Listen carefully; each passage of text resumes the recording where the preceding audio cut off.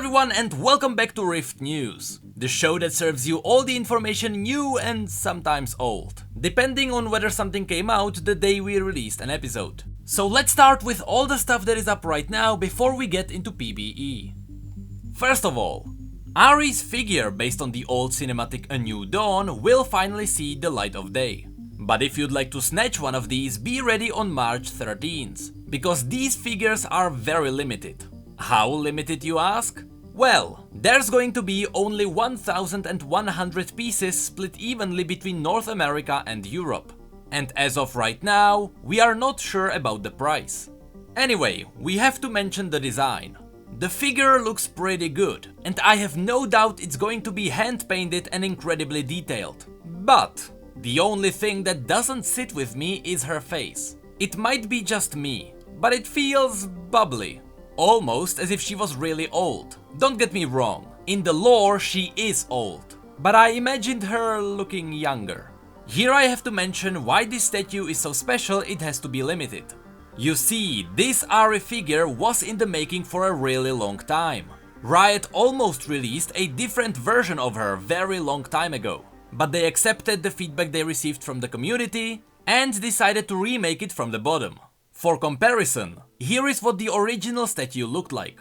The face was very witch-like, and the orb had two little tentacles coming out from it. It may look better in this picture, for example, but that's because the orb has some special effects over it. This was the real version to be released. So you can see that the figure we're getting is much better and of much higher quality. So again, if you'd like to get one of these, don't hesitate on the 13th of March. Riot also released the first edition of Ask Esports. Now, some of you may know that I don't really know anything about the current esports scene. I remember days of Hotshot GG one-shotting people with Nidalee, I remember Dyrus playing Rumble, and I remember Reginald locking blue cards as Twisted Fate. That was a long time ago. But nevertheless, Riot now has a segment where they might tackle some of the community questions based in the esports scene. The first episode is a retrospective on the Tainted Minds ruling, which is in the Oceanic region. That's where my knowledge ends. So if you're interested in it, look for the link in the description. And if you don't find it there, tell me in the comments, because I most likely forgot. Be aware that this video is unlisted, so you may not find it otherwise. Riot also started a brand new Thunderdome challenge. This time they will try to make 3 minigames in 48 hours. Last year, this is how Riot made the CZECH Arcane Blast minigame, and that one was pretty awesome. So this time you have, or rather had, a chance to vote for the theme. As of the time of recording this, the voting is still going, but when this video is released it would have already ended. The themes are Star Guardian, Blood Moon, Dark Star, Project, Pool Party, Pentakill and Omega Squad. Right now, the top 3 favorites are Star Guardian, Pool Party for some reason, and Project. So these might be the 3 minigames we get. If you'd like to follow the creation process, feel free to follow Team Jampacked on Twitter or Instagram. Maybe your feedback will help them create something great. Few days ago, Riot released Kai'Sa on live servers. I was able to give her a solid try myself, and I have to say, try her as full AP. I wasn't really hooked when I tried her as a super chaotic AD carry, but when I saw her AP poke, I was immediately amazed. AP Kai'Sa is the old Nidalee resurrected. But with the release of Kai'Sa, Riot also released the first chapter of a very important comic. And before I tell you why it's so special, let's have a look at the short intro animation.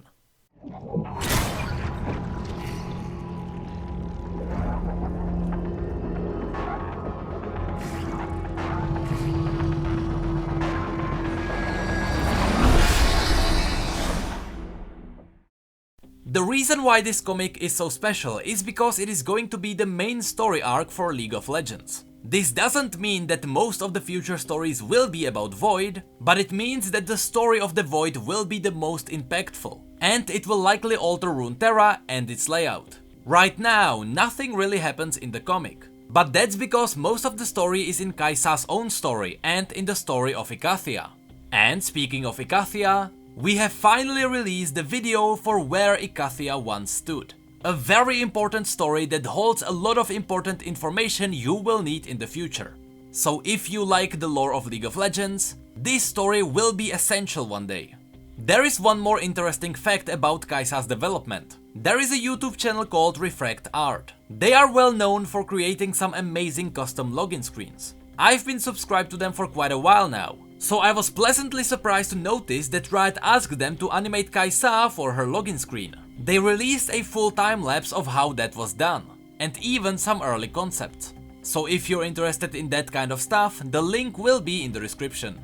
And before we jump into PBE, make sure to check your clients because your shop is now up again. But now, let's go into PBE. First of all, at the end of last week, a teaser popped up showing Kai'Sa and another character in a futuristic setting. I thought this would be a clever way to tease the next champion, as everyone would expect it to be a teaser for a skin and no one would expect a champion. But in the end, it was revealed to be a teaser for the next ultimate skin, Gun Goddess Misfortune. Or was it?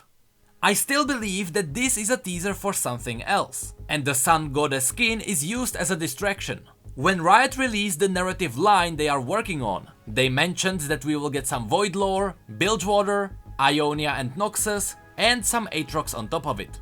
You see, they mentioned Bilgewater right after the Void, and the Void is what we got with Kai'Sa. I still believe that this image of a pirate might be something else. It is obviously not this Misfortune skin, because she has no head. And if that's the case, why else would Riot release this image? Later, we got the full teaser image of Misfortune.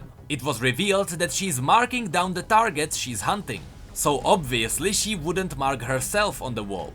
Not only that, but while all the other posters have a cross over them, because they are most likely dead, this one is in a circle, because he's most likely alive. So combining this alive futuristic pirate together with the fact that we're getting more Bilgewater, this gives us a solid theory that Gangplank might get a futuristic skin as well. But he already has one. He has the Dreadnova skin. So this might really be a brand new character. So I'm going to tell you now, if this is a very early teaser that we're getting Raven as a playable character, I'm going to freak out. But enough of theory crafting, let's have a look at the actual skin. Although it is an ultimate skin, Gun Goddess Misfortune will be up on March 22nd for only 2775 RP. That's because while this skin is definitely above the legendary mark, it reused a lot of the classic animations, so Riot had to make a brand new pricing tier. The special feature of this skin is the ability to swap its chromas on the go while you are in the game. Just like Sona, you'll be able to swap your colors and with that, even your guns. And since other than the white and gold version all the other colors are similar, it will be the guns that will drive your skin swapping, because every one of them have different bullet particles. But if there is anything that will sell this skin to me, it is the voiceover. It might be because I'm a huge science fan, but for some reason I fell in love with it. The horrors of war have made me psychologically unstable. I don't think you're unstable. Why, thank you. Gracias. Спасибо большое. Shukran jazilan. Dankeschön. Arigato gozaimasu. What did the criminal say to the bounty hunter? What did they say? Oh God, you shot me. Please, I will turn myself in. No, no, no. Sound of gunfire. 43 seconds of recorded silence. Riot also released a dev diary about some of their future skins. I'd love to go through all of that information in a separate video, so today I'll talk about two of the more important points. First of all, Riot has shifted away from working on cheaper skins. They will focus on bringing variety of visuals into League, which might come at bigger cost. To counteract this, Riot is bringing in tools to help their budget players too. That's why we have something like your shop. The second point is that Riot revealed some of their future skins and the champions that will receive skins. For example, the Samsung Galaxy line was revealed. These skins will include Ezreal, Jarvan, Talia, Gnar, Xayah and Rakan. Zoe is also getting a skin in the theme of Pool Party. And after that we got a list of champions that will get a skin sometime in the next 12 months. But what about 2018? Well, you can definitely expect to see skins for even more overdue champs, including Shen, Amumu, Rumble, Heimerdinger, Vladimir, Ahri, Galio, and yes, Aurelion Sol. I'm just kidding about Ahri. maybe. But we are not done with skins yet. There was one more PBE update that brought in a lot of content aimed at April's Fools. To support the release of Gun Goddess Misfortune, we'll also get 4 different icons for each of their colors.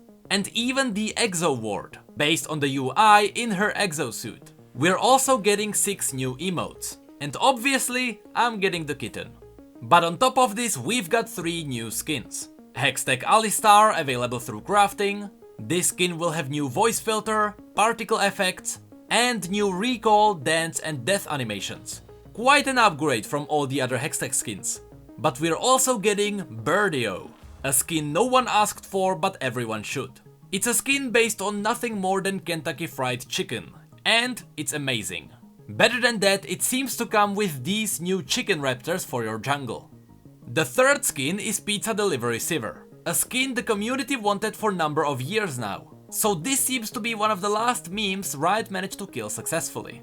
This skin is very unique because every time she throws a pizza, a different kind spawns in her hand. You can get mushroom pizza, pepperoni, or even pineapple and ham. This entire April's Fools bundle comes in with 4 different icons too. But, and I need you to focus for a second, we are also getting the best ward Riot has ever even thought about. Ladies and gentlemen, I present you Pizza Chicken Ward. This is glorious.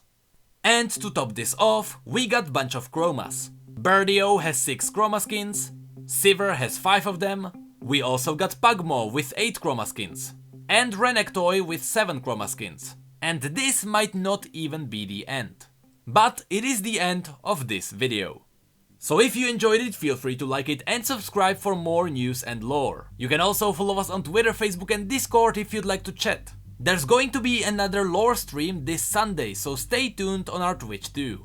Links to our merch and P.O.Box will be in the description. Of course, massive shout out to our patrons for going the extra mile. I raise my pizza chicken to you, my friends. And with that, thank you all so much for being here and for your support. You know, I really appreciate it. And as always, thank you, come again.